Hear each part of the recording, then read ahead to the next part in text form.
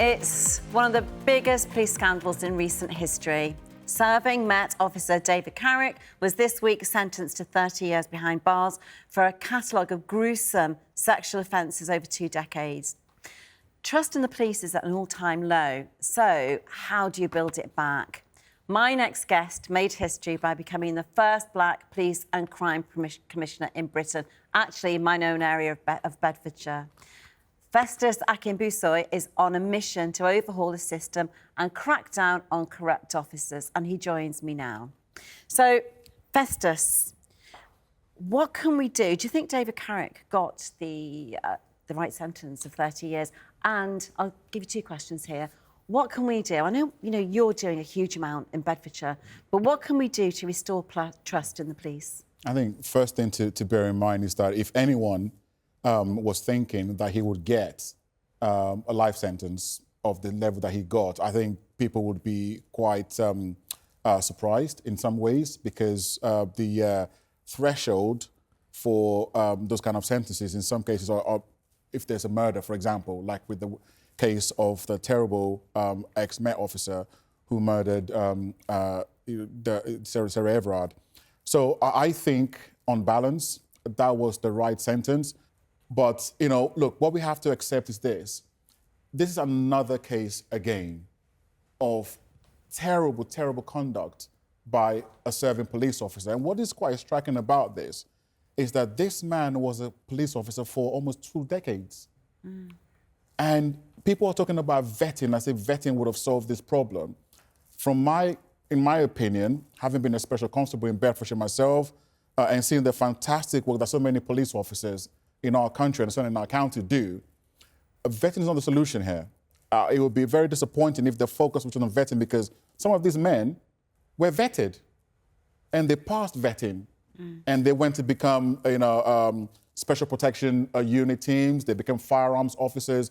So at each step, they went through a different level of enhanced vetting, and they went through and they got through. And they still got through. And they were still doing all this. So vetting surely can't be the only. So what are you doing in Bedfordshire with our force to make sure that you weed out bad cops? There has to be transparency. That's very, very important. So I sent a letter to the Chief Constable, Trevor Rodenhurst, a couple of weeks ago. I told him that Were you appointed? Yes. Fantastic man, by the way, a right man at the right time for Bedfordshire Police. I told him that I'm going to make these questions public. And he was going to reply to me, and he agreed for his responses to be made public as well, because my view is there can't be anything to hide on this kind of issue. And he did provide a very comprehensive answer. So one of the things that we're doing as well is investing in PSD, which is called the Professional Standards Department. And this, basically, they are police officers who investigate other police officers. And some people might think that is unfair, because having cops investigating cops. But, criminal-minded police officers know how to get around the system.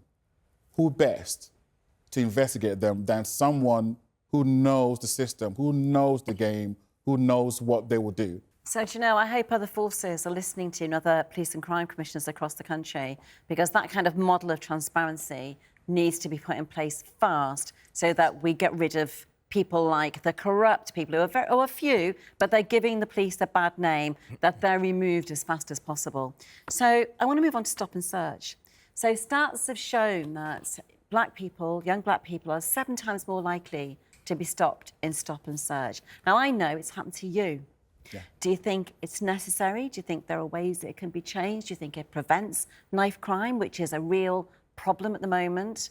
I'm in a very unique situation here. Having been on both sides of this, it shouldn't be a controversial thing, but it is, for obvious reasons.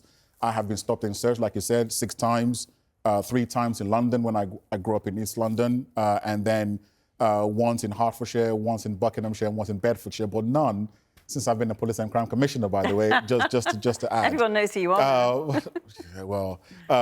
But I've also used that same power as a special constable on black people, white people, Asian people. It doesn't matter to me. And I've seen this being used in a very professional and effective way.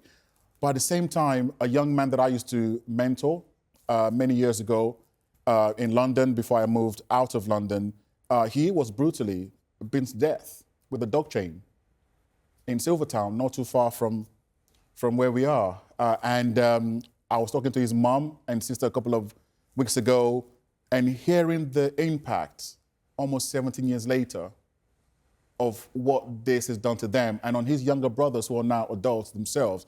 He was only 16 or 17 at the time. You know, and I still remember him like, I used to drive him to church. I remember him sitting in the front of the car with his brothers. So when I have those kind of experiences and the public wants the police to crack down on weapons, to crack down on street violence, to crack down on these horrific crimes, what are the options that the police have? They don't have an X-ray machine to see what's going in what people have got in their pockets, right? They have to be able to use the power. So I do support stop and search, so long as it's done in a lawful, justifiable, and measured way. I can't think of another alternative that can adequately replace stop and search. But stop and search alone cannot do the job in keeping our streets safe.